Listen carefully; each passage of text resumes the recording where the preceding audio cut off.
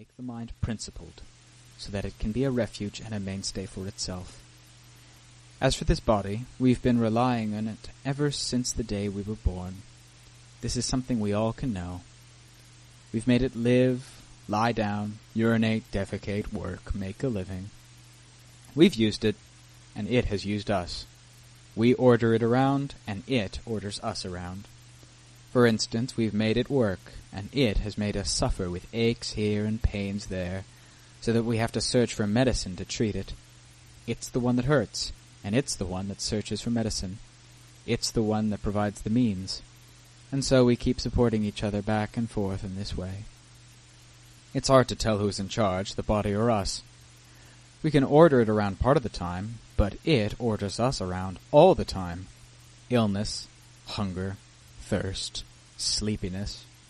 These are all nothing but a heap of suffering and stress in which the body orders us around and orders us from every side. We can order it around only a little bit, so when the time is right for us to give the orders, we should make it meditate. So, get to work. As long as the body is functioning normally, then no matter how much or how heavy the work, get right to it. But if the body isn't functioning normally, if you're ill, you need to be conscious of what it can take. As for the mind, though, keep up the effort within, unflaggingly, because it's your essential duty. You've depended on the body for a long time. Now that it's wearing down, know that it's wearing down.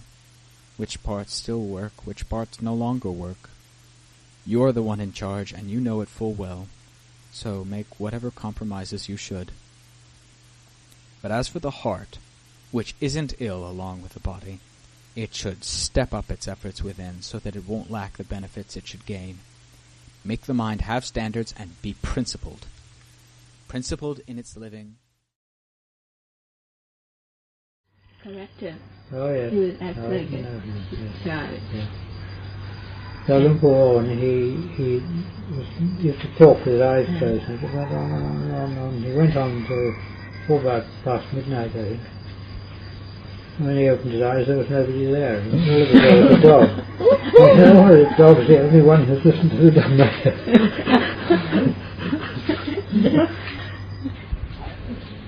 We don't realise how much attachment we've got. Mm-hmm.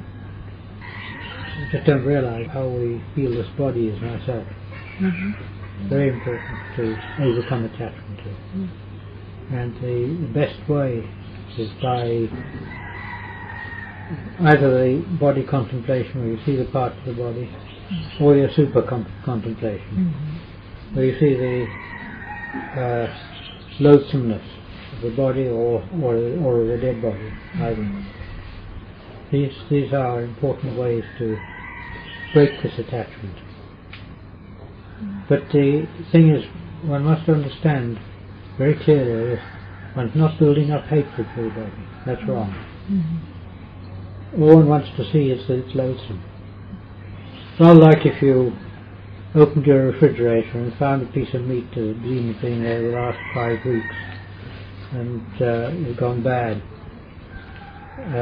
You wouldn't feel, you'd feel loathsomeness for it, you'd feel it as loathsome, but you wouldn't feel hatred for it. You just take it out and drop it in the bin. That's all. In the same way as the body. It isn't hatred one wants. That's wrong.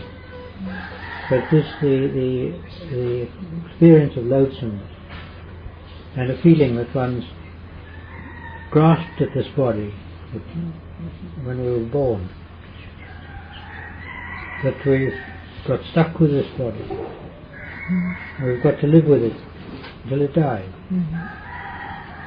and that while we are in this body we've got the opportunity to develop Dhamma. Give us the opportunity. Because of that, it's quite a valuable thing, and we must use it in the right way to overcome the kilesas that we have. This is the purpose. It's not to hate the body or to get rid of it or anything of that sort. That would be quite wrong. But on the contrary, if I feel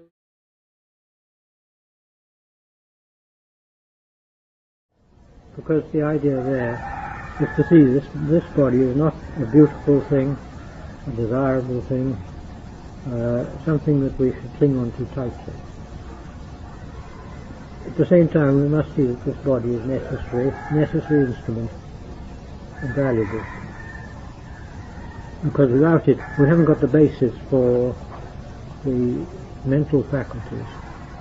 Without the body, I mean, when a person dies, they still have knowing. There's knowing there. But they can't think about it.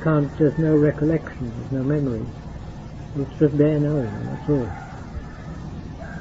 And bare knowing is the key to the whole thing, really, the understanding of what that means. It is very important.